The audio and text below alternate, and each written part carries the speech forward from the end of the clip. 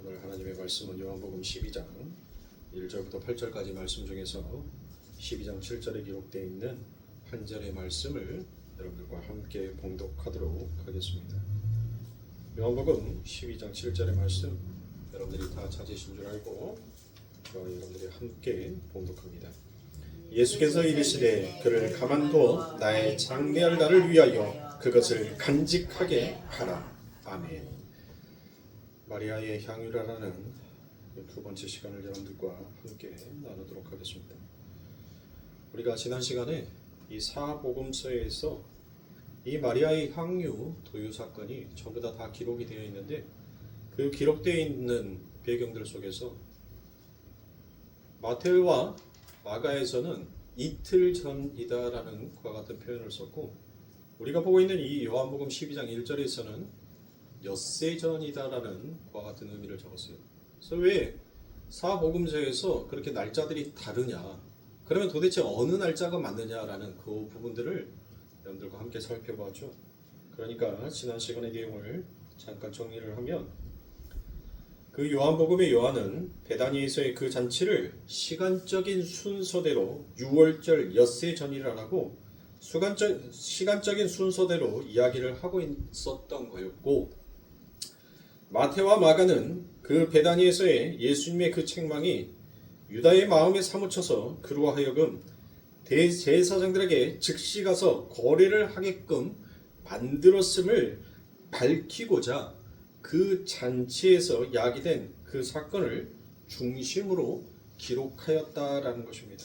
그러니까 우리가 어느 부분에 있어서 한 단어 한 단어를 어떻게 사용하느냐에 따라서 그 내용의 전체적인 흐름이 달라지게 되더란 것이에요. 그러니까 예수 그리스도의 죽으심을 마태와 마가는 더 강조하기 위하여서 마치 사족처럼 그 밑에 부분에 기록하였던 것이고 요한은 이 이야기들을 시간적인 순서로 놓고 배열하여서 기록하였다는 것으로 볼 수 있습니다. 그러면 이제 본문 주의로 넘어가 보도록 하겠습니다. 오늘 본문 1절과 2절에 보니까 무엇이 기록되어 있습니까? 6월절 엿새 전에 예수께서 베다니에 이르시니 이곳은 예수께서 죽은 자 가운데서 살리신 나사로에 있는 곳이라. 거기서 예수를 위하여 잔치할세 마르다는 이를 보고 나사로는 예수와 함께 안지잔 중에 있더라라고 되어 있습니다. 1절에 보면 나사로의 죽음 그리고 살아남이라는 단어가 나오고 2절에서는 예수와 함께 앉다라는 그 어구가 나오고 있습니다. 그렇죠? 자, 죽음과 살아남, 앉아있음 이걸 바로 생각나게 하는 구절이 우리가 지난 시간에 에베소서 2장 5절과 6절의 말씀을 생각나게 했고 그 말씀이 바로 이 말씀을 보충하여 설명하여 진다 하여도 과언이 아니다라고 여러분들에게 말씀을 드렸습니다. 그렇다면 에베소서 2장 5절과 6절에는 어떤 말씀이 기록이 되어 있습니까? 허물로 죽은 우리를 그리스도와 함께 살리셨고 자 너희가 은혜로 구원을 얻은 것이다 라는 이 말이에요. 그리고 6절에 가니 또 함께 일으키사 그리스도 예수 안에서 함께 하늘에 앉히시니라고 그와 같이 되어 있습니다. 자 똑같은 단어들이라는 것이에요. 죄와 허물로 죽었던 나사로가 하나님의 은혜로 살아나서 예수님과 함께 앉아있는 그 그림을 바로 이 에베소서에서 기록되고 있는 복음의 이야기다라는 것을 지금 설명하여 주고 있더라는 것입니다. 그런데 구원을 무엇으로 근거하여 발생하게 되었는가를 보여주는 것이 바로 오늘 본문의 주된 메시지입니다. 그래서 본문 7절 우리가 방금 읽었던 그 말씀에 무엇이 기록되어 있습니까? 예수께서 가라사대 저를 가만두어 나의 장사할 날을 위하여서 일을 두게 하라라고 그와 같이 되어 있습니다. 지금 이 부분을 마태복음에서는 어떻게 기록하였는지 여러분들 한번 보시기 바랍니다. 마태복음 26장 12절과 13절의 말씀입니다. 이 여자가 내 몸에 이 향유를 부은 것은 내 장사를 위하여 함이니라.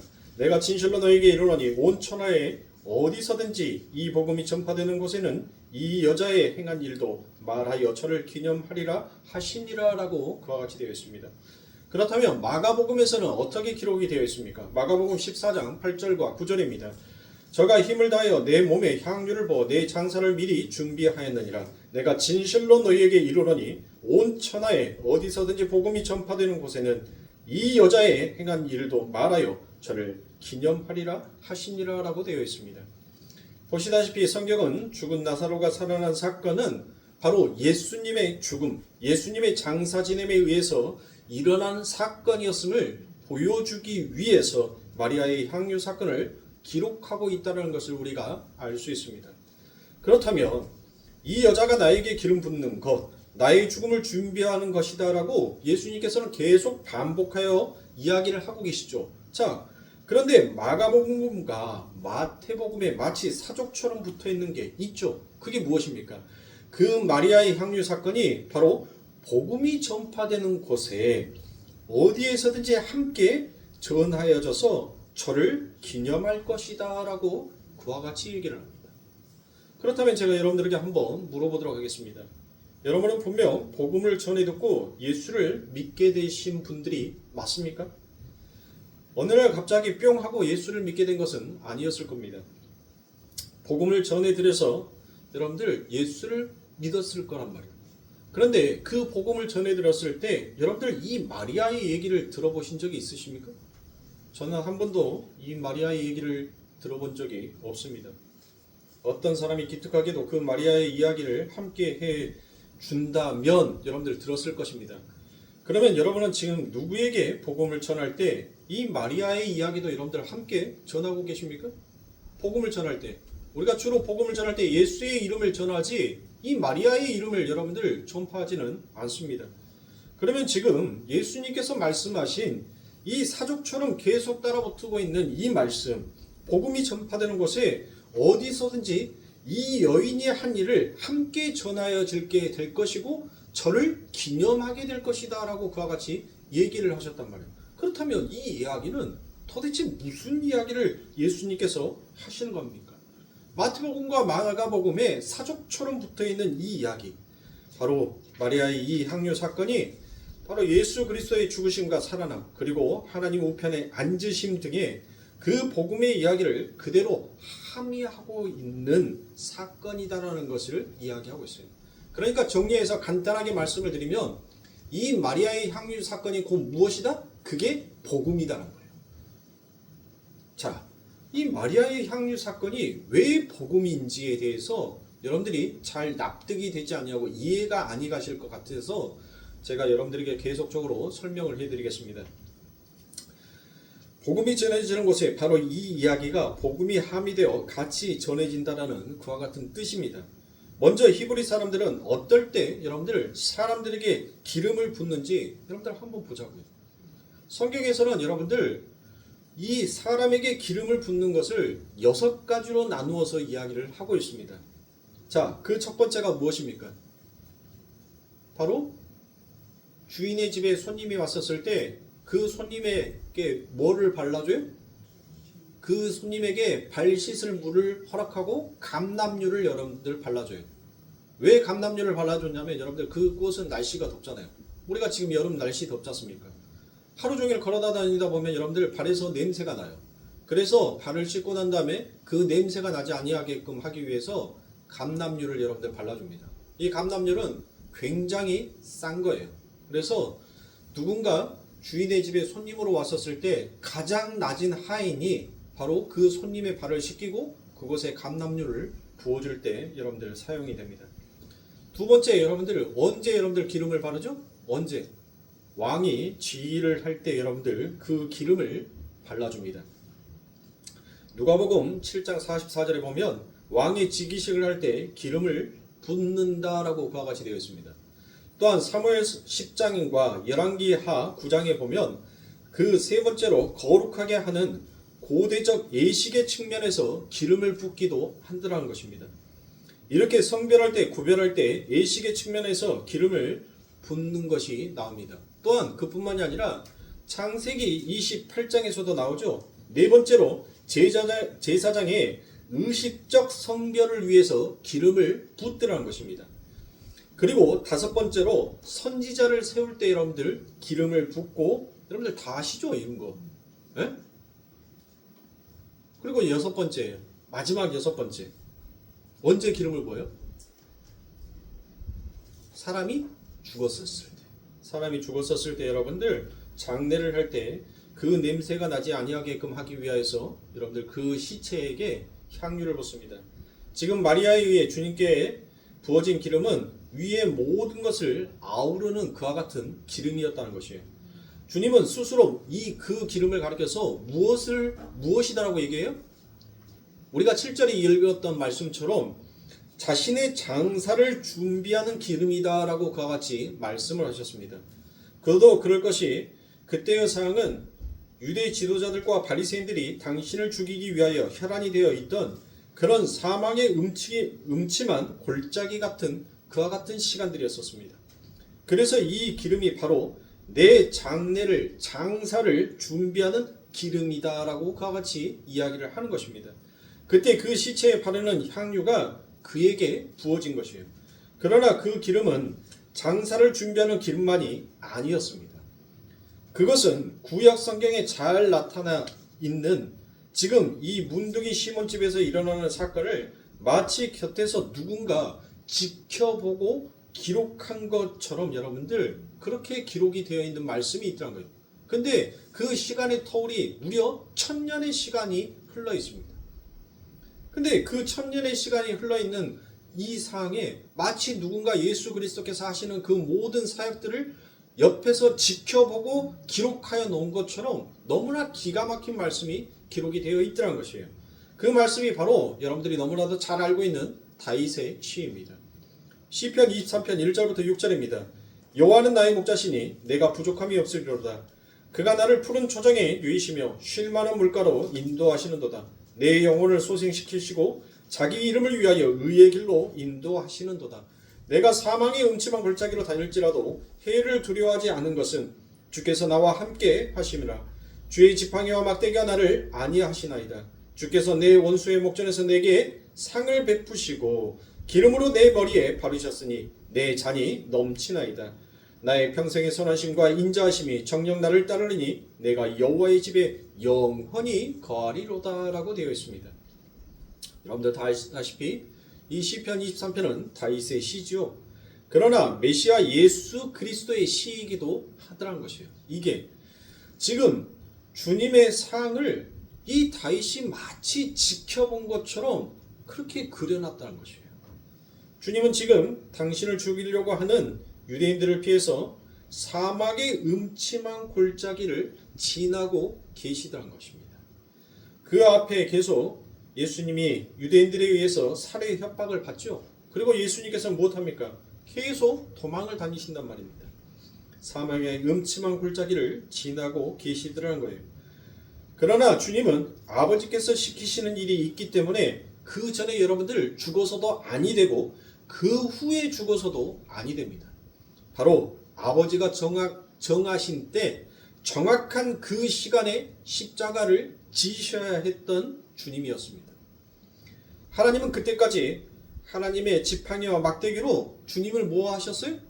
보호하셨어요. 지금 시편 23편의 말씀처럼 여러분들 그렇게 아버지 하나님께서는 하나님의 그 뜻을 이루시기 위하여서 하나님이 영광 받기 위하여서 무엇하더란 거예요? 우리를 바로 그 아버지 하나님께서 지팡이와 막대기로 주님을 보호하셨던 것처럼 우리를 보호하고 계신다는 말씀이에요. 제가 여러분들에게 누누이 얘기 드렸지만 이 성경의 말씀은 단순히 예수 그리스도의 이야기로 그치는 것이 아니라 바로 그 예수 그리스도의 이야기가 우리에게 행해지는 복음이요 구원의 이야기다라고 여러분들 그걸 받아들여야 한다니까요. 지금 예수님께서 누구에게 우리에게 구원은 이거야 복음은 이거야를 설명해 주시기 위하여서 죄 없으신 분이 죄를 짓고 이 땅에 오셨잖아요. 죄를 짊어지고 오셨단 말이에요. 그러면 그것은 예수님은 그 예수님의 육신 그 예수님의 육은 뭐예요? 표본이란 말이에요. 표본.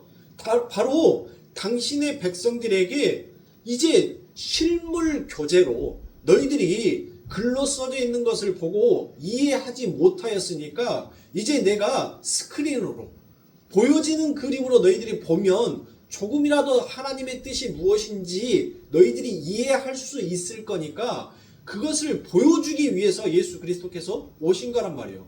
그러면 즉 예수 그리스도께서 이와 같이 사망의 골짜기를 다니셨던 것, 그리고 아버지 하나님의 정확한 때를 마치기 위하여서 그 시간, 하나님께서 정해 놓으신 하나님의 일을 하시기 위한 그 시간, 바로 십자가를 지는 그 시간까지 아버지 하나님께서는 당신의 지팡이와 막대기로 주님을 뭐 하셨어요? 지키셨다는 거예요. 하나님의 그 십자가를 짊어질 그 시간 전에는 예수가 죽어서도 안 되고 그 후에 죽어서도 아니 된다는 것이에요. 그게 바로 주의 지팡이와 막대기가 나를 안위하시나니, 나를 보호하셨다는 것입니다.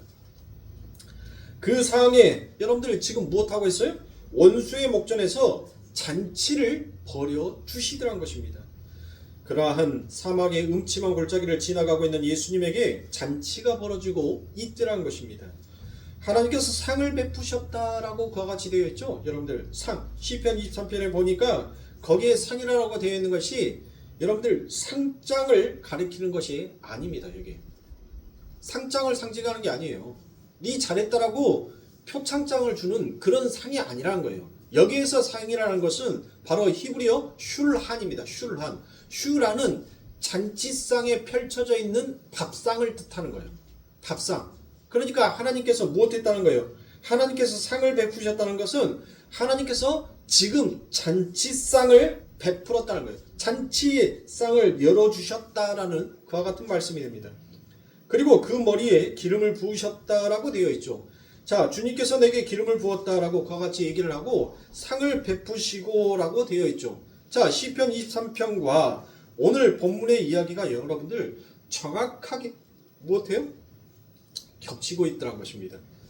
그러니까 베다니 문둥이 시몬집에 열리는 그 잔치는 마치 무엇이라는 거예요? 원수 목전에서 하나님께서 베푸시는 승리의 잔치였다라는 것을 지금 가리키고 있는 것입니다. 왜냐하면 그 잔치가 나사로가 죽었다 살아나는 것을 기념하고 축하하는 잔치였기 때문인 거예요. 자, 승리의 잔치이며 예수님께 부어지는 그 기름은 아이러니컬하게도 그 승리를 위한 그 장사 지냄의 기름이었다라고 그와 같이 얘기합니다. 그런데 성경은 그 기름을 가리켜서 여러분들 두 가지로 표현을 해요. 그 첫 번째는 바로 그 기름, 예수 그리스도에게 발라진 그 기름을 희락의 기름이다라고 표현을 하고 즐거움의 기름이다라고 그와 같이 표현을 합니다. 여러분들 한번 생각해 보세요. 아니, 장사 지내기 위해서 발라지는 기름이 어떻게 희락의 기름이며 어떻게 즐거움의 기름이 될 수 있냐는 거예요. 자, 성경을 찾아봅니다. 이사야서 61장 1절부터 3절의 말씀입니다. 주 여호와의 신이 내게 임하셨으니 이는 여호와께서 내게 기름을 부으사 가난한 자에게 아름다운 소식을 전하게 하려 하심이라. 나를 보내사 마음이 상하는 자를 고치며 포로된 자에게 자유를, 갇힌 자에게 노임을 전파하며 여호와의 은혜의 해와 우리 하나님의 신원의 날을 전파하며 모든 슬픈 자를 위로하되 무릇 시온에서 슬퍼하는 자에게 회관을 주어 그 죄를 대신하며 희락의 기름으로, 자, 희락의 기름이 나오죠. 그 슬픔을 대신하며 찬송의 옷으로 그 근심을 대신하시고 그들로 의의 나무 곧 여호와의 심으신 바 그 영광을 나타낼 자로 일컬음을 얻게 하려 하심이라 라고 되어 있습니다. 자, 지금 주님에게 부어진 그 기름을 이사야 선지자가 무엇이다라고 여러분들 표현을 하고 있어요? 마음이 상한 자를 고치며 포로된 자에게 자유를 주며 갇힌 자에게 노임을 전파하는 기름이다라고 그와 같이 얘기를 해요. 그러면서 그 기름을 바로 샤숀세멘, 자, 샤숀세멘, 바로 희락의 기름이다라고 그와 같이 표현을 하고 있다는 거예요. 자, 왜 희락의 기름이겠어요? 우리가 바로 무엇했다는 거예요?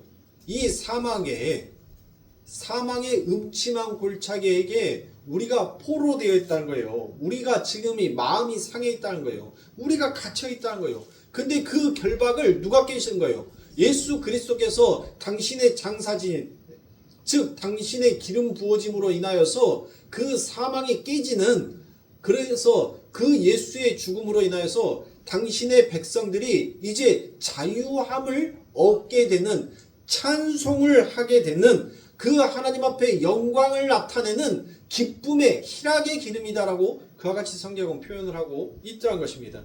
자, 그렇다면 또 보도록 하겠습니다. 시편 45편 6절부터 8절의 말씀입니다. 하나님이여 주의 보좌가 영영하며 주의 나라의 홀을 공평한 홀이니이다. 왕의 정의를 사랑하고 악을 미워하시니 그러므로 하나님 곧 왕의 하나님이 즐거움의 기름으로 왕에게 부어 왕의 동류보다 승하게 하셨나이다.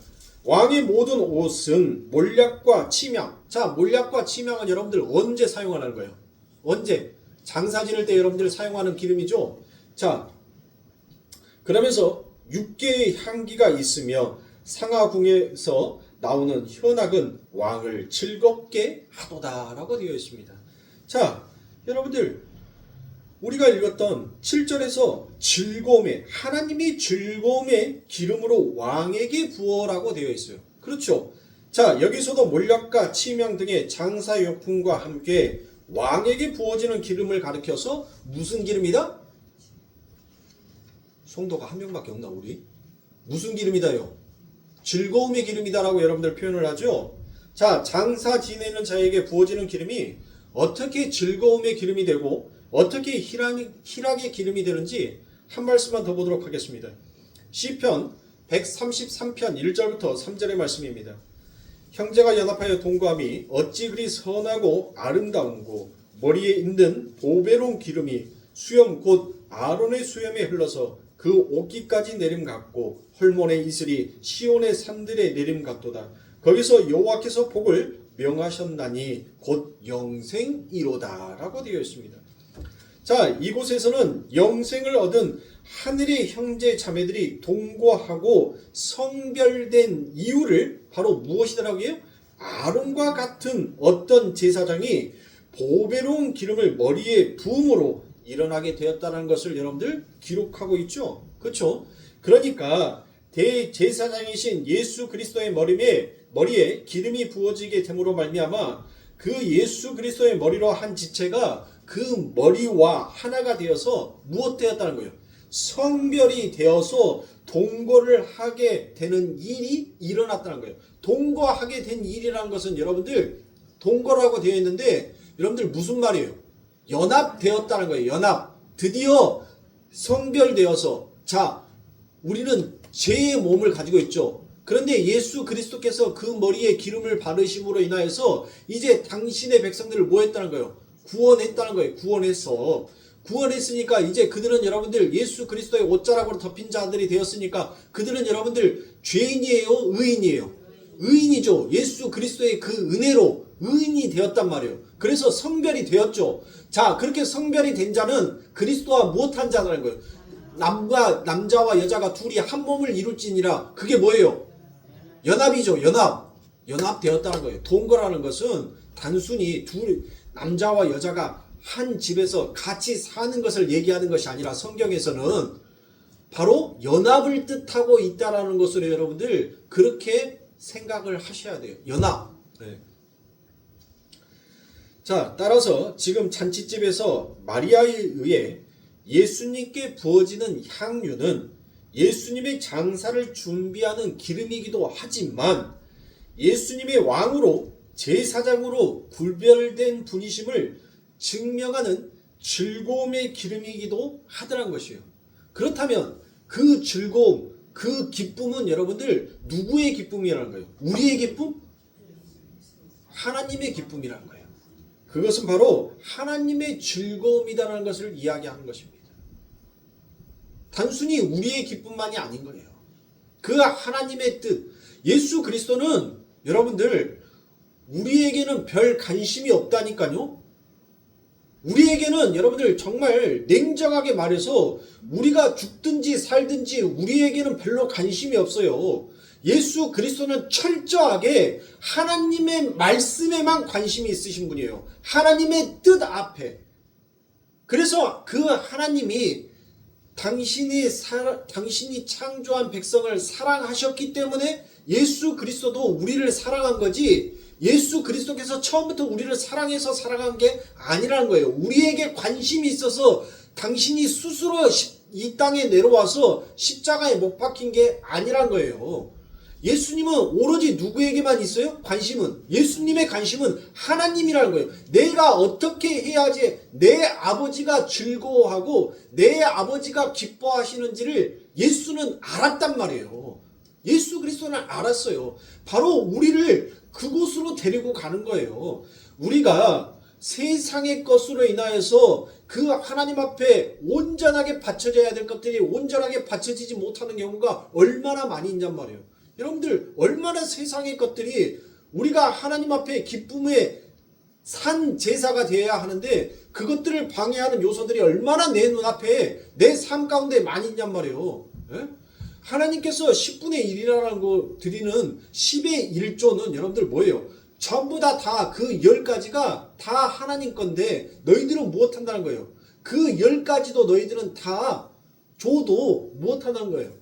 알지를 못한다는 거예요. 그 뜻을, 하늘의 그 뜻을 너희들은 이해할 수 없는 존재다라는 거예요. 그러니까 9가지는 너희들이 다 갖고 그 한 가지만 너희들이 잊지 말라는 거예요. 뭐? 나는 스스로 있는 자. I am who I am. 나는 내가 한 말은 바로 내가 반드시 지키는 그런 하나님이다라는 것을 그것만 너희들의 삶 가운데 잊지 말라는 거예요. 그런데 뭐 하냔 말이에요, 우리들이. 예? 연보통에다가 내가 한 달 번 돈에서 100만 원 벌었으면 10만 원 갖다 연보통에다 집어넣는 것이 그게 10의 1조가 아니란 말이에요. 우리 삶 가운데 있어서 바로 그 10, 내게 주어주셨던 그 하나님의 은혜 속에서 내가 하나님의 그 은혜를 잊어버리지 아니하는 그 마음을 간직하는 게 그게 10의 1조예요. 예? 단순히 11조 11조 하니까 돈 봉투에다가 돈 집어넣어갖고 10분의 1 계산해서 돈 집어넣어가지고 연보통에다 집어넣는 것이 그게 11조라고 해. 어디에서 여러분들 그런 것을 배워가지고 그렇게 하는 것이 신앙이요, 그렇게 하는 것이 믿음이다라고 여러분들 생각하는데 아니란 말이에요. 아니에요. 하나님이 뭔 거짓입니까? 하나님이 적선받아서 여러분들 각 교회에서 적선받아서 여러분들 하나님의 세계를 운영하시냔 말이에요. 아니라는 거예요, 여러분들. 하나님께서 주시는 그 10의 1조라는 그 뜻은 내가 너희들에게 10가지를 베풀어 줬는데 그 10가지를 베풀어 주신 그 하나님의 은혜, 그 하나님의 사랑을 너희가 매 순간마다 잊어버리지 말라는 뜻에서 10의 1조란 말이에요. 근데 어찌냔 말이에요. 어째 날마다 잊어먹잖아요. 우리 맨날 잊어먹잖아요. 돌아서면 잊어버려. 내일 하기 바빠. 24시간도 모자라다 할 때도 얼마나 많이 있냔 말이에요. 그러니까 제가 여러분들에게 드렸던 이 말을 너무 냉철하다라고 얘기하지 마시란 말이에요. 정말 여러분들 냉정하다니까요. 아무리 이 땅에서 선행을 하고 착하게 살고 바르게 살았다 할지라도 그가 하나님의 선택된 백성이 아니라면 여러분들 그는 지옥에 갈 수밖에 없는 거예요. 그거를 잘했다 잘못했다 신하게 따질 수 있는 그런 우리들의 존재가 못 된단 말이에요. 근데 왜 자꾸 하나님의 잣대와 우리의 잣대를 똑같이 맞추려고 하냔 말이에요. 그건 틀린 거예요, 여러분들.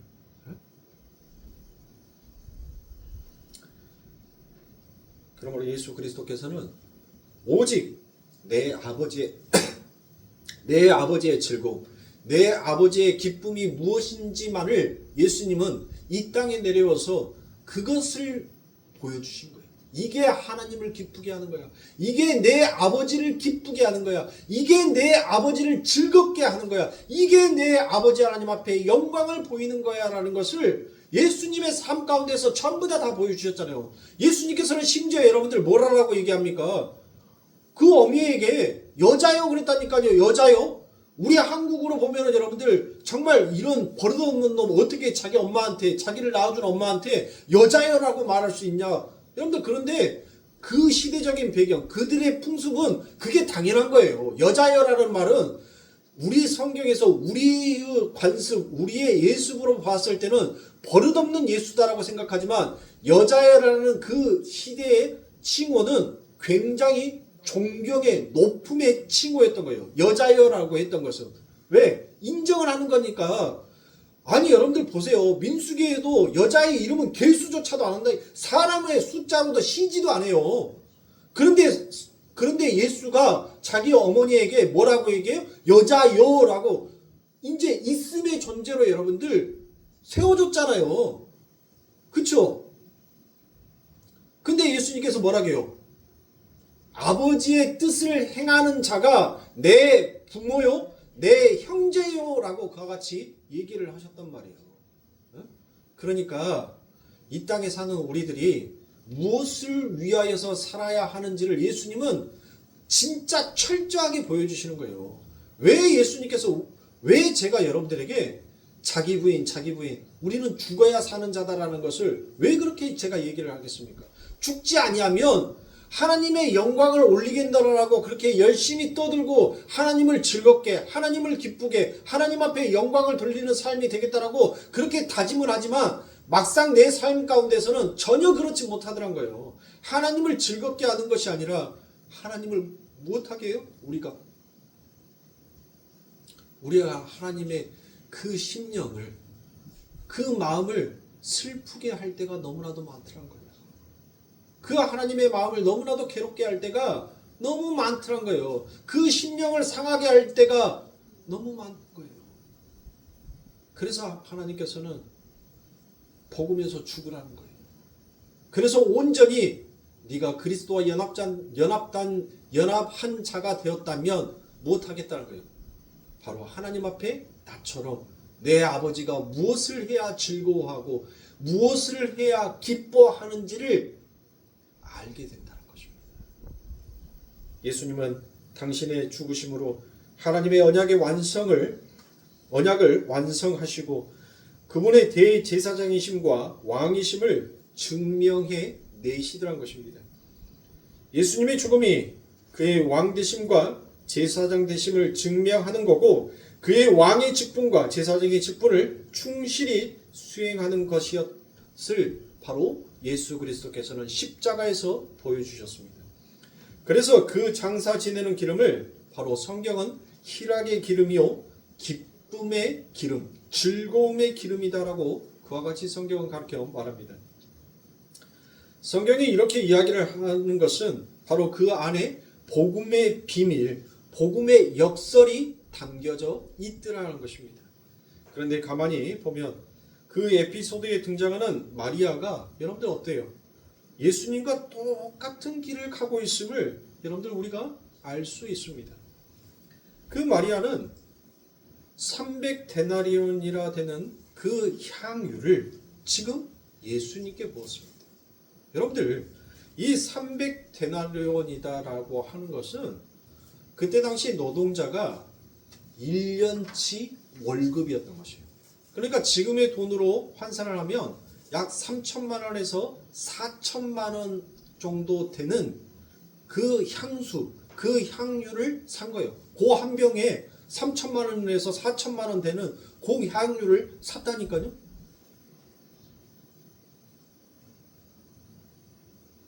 그런데 얼마나 비싼 향유입니까? 그래서 어떤 사람들은 그 예수 그리스도 앞에 그 향유를 박살냈다라고 그와 같이 여러분들 표현하는 사람도 있는데 아니에요, 여러분들. 그 향유는 여러분들 그 향이 빠져나가지 않게끔 마개가 씌워져 있어요. 그래서 그 향유를 쓸 때는 그 주둥이에 목을 치는 거예요. 그 목을 쳐서 이제 향유를 붓는 것입니다. 깨버리는 것이 아니라 그 목을 쳐서 그 향유를 열어 이제 예수님 앞에 붓더라는 것이에요. 왜? 주둥이를 친다는 것은 그것이 바로 밀봉이 되어 있기 때문인 것입니다. 자, 그렇게 해서 여러분들 어떻게 됩니까? 그 비싼 향유 3천만 원에서 4천만 원 되는 그 병에 담겨져 있는 그 향유를 예수님께 부었어요. 그러자 여러분들 그 마리아의 하는 행위를 보고 주변에서 무엇이다라고 얘기를 합니까? 그 마리아의 행동에 의해서 사람들은 그를 비난하고 조롱하기 시작하였습니다. 무엇이다라고 얘기합니까? 자기들의 눈에 보였을 때는 이것이 가장 선행이다라고 그들은 여겼을 것입니다. 그 비싼 것을 가져다가 무엇한 거예요?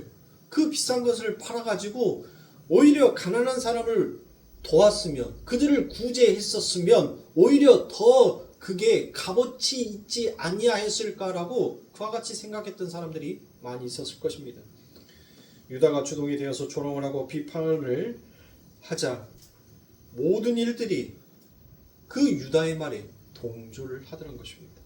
그 비싼 것을 팔아서 가난한 사람을 도와주면 될 것이지 내가 왜 거기에다가 그것을 붓느냐라고 그와 같이 얘기합니다. 여러분들 그때 마리아는 그 주변에 모여있는 모든 사람들에게 무엇한 것입니까? 바로 버림을 당하는 모습으로 여러분들 등장하게 되더란 것입니다. 예수님의 그 사망의 음침한 골짜기에 마리아가 동참하게 되더란 것입니다.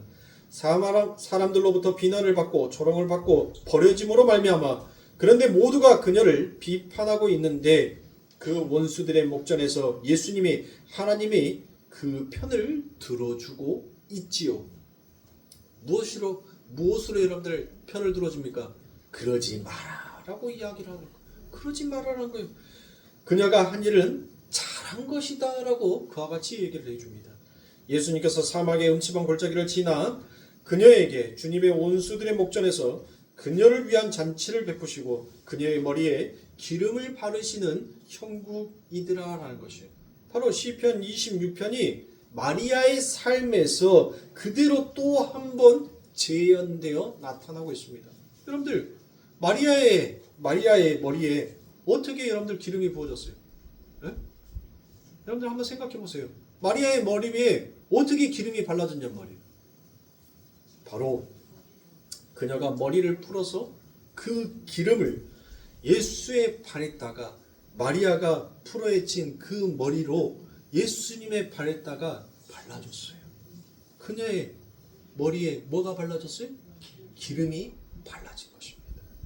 그러니까 마리아는 예수님께 감사의 표시와 존경의 표시로 그리고 절대 순종의 표시로 그 발 앞에 무릎을 꿇고 앉아서 자기의 머리를 풀고 그 머리를 이용해서 예수님께 향유를 발랐던 것입니다. 마리아는 그냥 감사해서 기뻐서 그리고 그분께 나는 이런 분이라면 내 삶의 전부를 맡기고 이분께 나를 순종시키고 이분의 삶에 내 삶을 하겠다라는 그 의미에서 기름을 붓고 머리를 풀고 그 기름으로 예수님의 발에 발랐습니다. 그게 결국 자신의 머리에 즐거움의 기름이 발라지는 격이더란 것입니다. 여러분들 너무나도 잘 아시다시피 구약에서 여자가 머리를 푼다는 것은 여러분들 어떤 뜻입니까? 민수기 5장에서 나오죠. 민수기 5장에서 그 여인이 부정한 일을 했었을 때 그 여인의 머리를 풀게 합니다. 그렇죠. 내가 부정한 자인지 아닌지는 여러분들 그 제사장 앞에 데리고 가서 그 물을 마시게 한단 말이에요.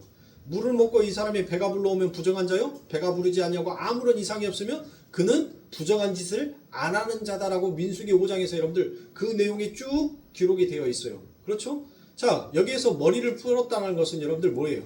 예수님 앞에서 지금 대제사장 앞에서 머리를 풀었다는 것은 내가 바로 부정한 자입니다라는 것을 그 예수 그리스도께 고백한 거란 말이에요. 고백한 거. 그리고 누군가의 발 앞에 꿇어 앉았다는 것은 그 사람에 대한 절대 복종을 상징하고 있더란 것입니다. 발 앞에 발 앞에 꿇어 앉았다는 것은 그러니까 아버지의 말씀에 순종해서 부정한 자들의 모든 부정함을 품에 안고 부정한 자의 모습으로 십자가를 진 예수님의 모습으로 마리아가 등장을 하는 것입니다. 머리를 풀어헤치고 예수님의 발 앞에 하나님의 발 앞에 그는 꿇어 앉았습니다. 그에게 영광의 승리의 기름이 부어지고 이제 그에게 성별이 되었다는 것이에요. 예수님께서 아버지에 대한 사랑과 신뢰와 존경의 표시로 아버지의 말씀을 듣고 순종의 제사를 올렸습니다. 바로 그 순종의 제사를 아버지께서 기쁘게 받으시고 아버지는 그 아들에게 즐거움의 기름을 부어 왕으로 세우셨다라는 말씀을 우리가 읽었지요.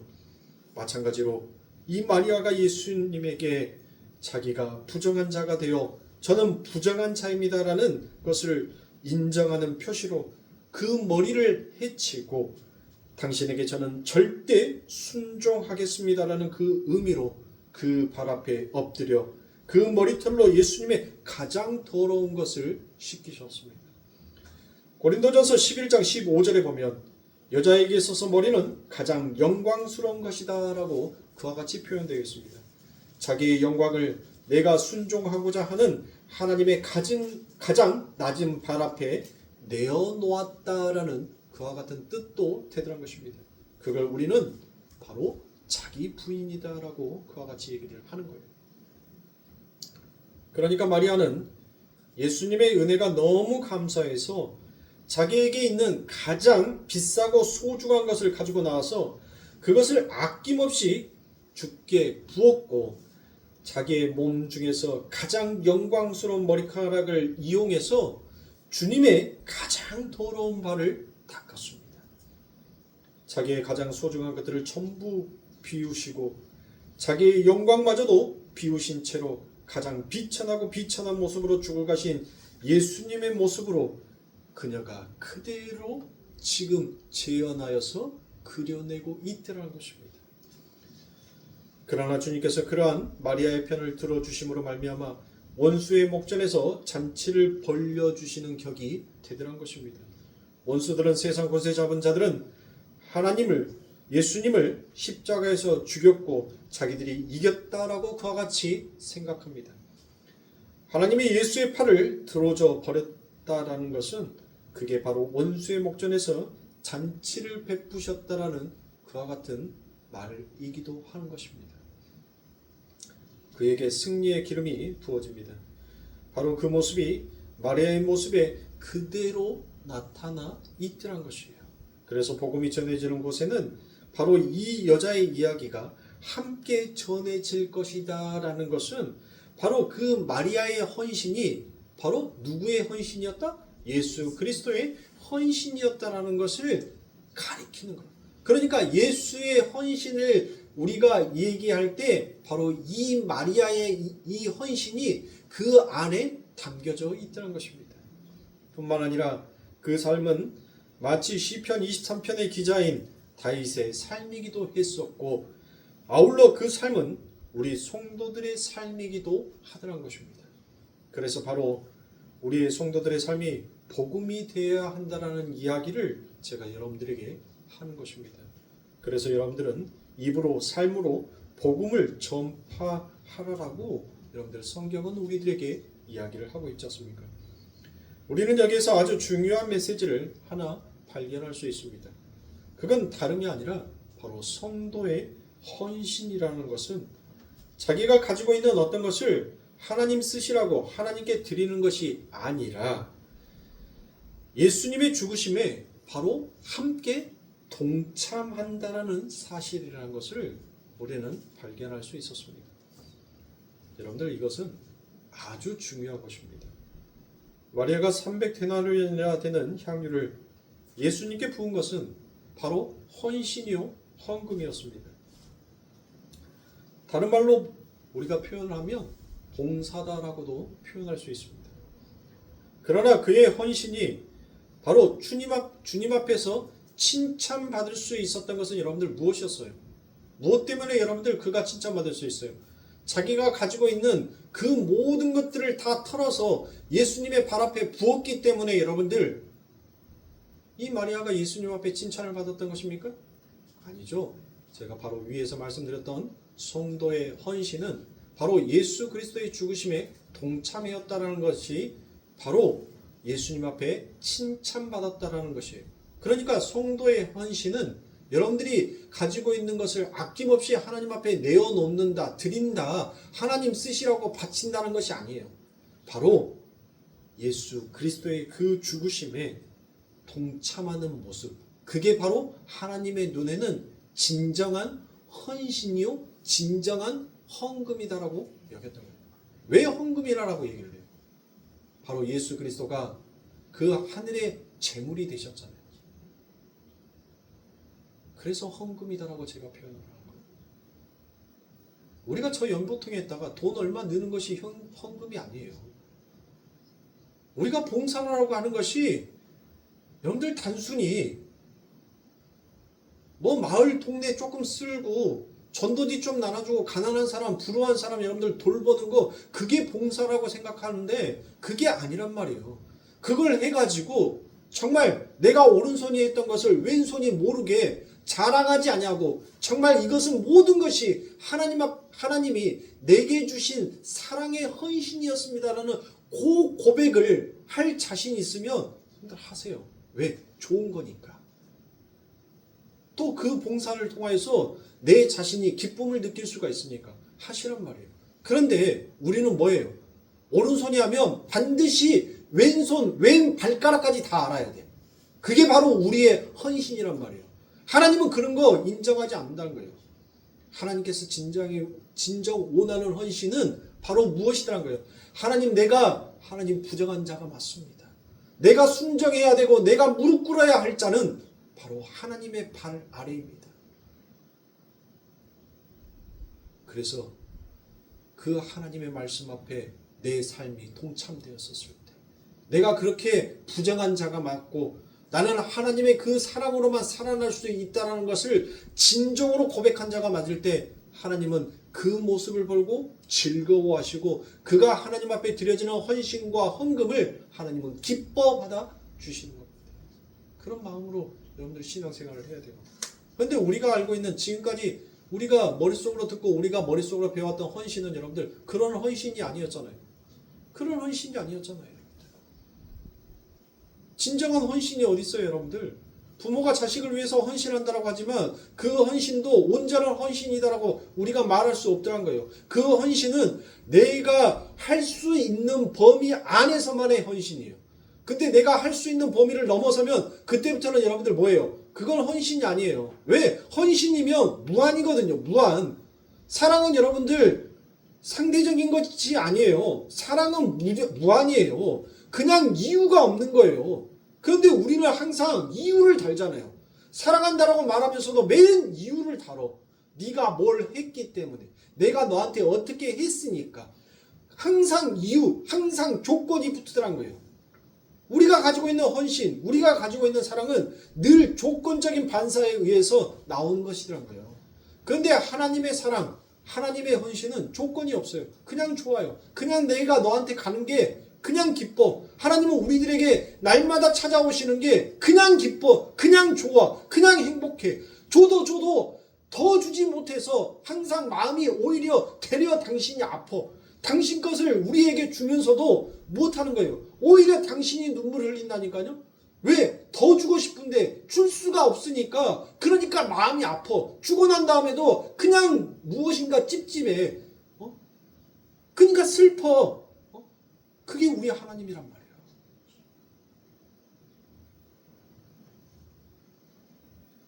바로 우리는 이 마리아의 향유 사건을 통하여서 자신의 영광과 소유를 모두 부인하고 다 내려놓고 그것을 이용하여 오로지 주님의 영광만을 드러내고 있었다라는 것을 우리는 읽을 수 있어야 한다는 것입니다. 발을 닦음으로 말미암아 마찬가지로 우리의 헌신을 하고 우리가 헌신을 하고 헌금을 하고 봉사를 하고 선교를 하는 것, 우리가 가진 것을 나누는 것에서 그치는 것이 아니라 내가 바로 예수 그리스도의 죽음을 이해하고 있고 나도 그 죽음에 동참하기를 원하는 바로 우리의 신앙 고백적인 차원에서 드려져야 한다는 것을 여러분들 잊으시면 아니 됩니다. 그러니까 참다운 헌신은 내가 주님께 무언가 도움이 될 것을 보태드립니다라는 그와 같은 차원이 아니라 주님의 은혜로 내가 하나님께 바쳐지는 내 자신이 하나님께 바쳐지는 아주 엄청나고 영광스러운 사건이다라는 것을 우리가 알아야 한다는 거예요. 그 마리아의 향유, 그가 예수님 앞에 드렸던 그 향유의 값이 중요한 것이 아닙니다. 하나님 앞에 기쁨으로 드리고자 싶어 했던 그 마음, 자신의 모든 것들을, 자신의 전 재산을 이제 나는 빈털터리로 내가 아사하여 죽는다 할지라도 나는 주님의 영광으로 나는 기쁘옵니다라는, 즉 예수 그리스도와 성별된 자, 연합된 자는 더 이상 이 물질의 세계에 연연하여 살지 않다는 것이에요. 사랑하는 성도님께, 우리는 너무나도 잘 알고 있는 이 마리아의 향유 사건, 이 상류 사건 속에 담겨져 있는 하나님의 큰 그림, 하나님의 큰 뜻이 여러분들 이 안에 전부 다 묻어져 있었던 것입니다. 오늘 여러분들이 이 마리아의 향유 사건을 통하여서 여러분들 각자 마음속에 하나님께서 주신 그 메시지들이 있을 것입니다. 그 메시지를 여러분들이 잘 간직하시고 또 하나님께서 여러분들에게 허락하신 그 방법대로 정말 성도의 헌신이 여러분들 하나님 앞에 온전하게 드려지기를 주님의 이름으로 축원합니다. 기도하겠습니다.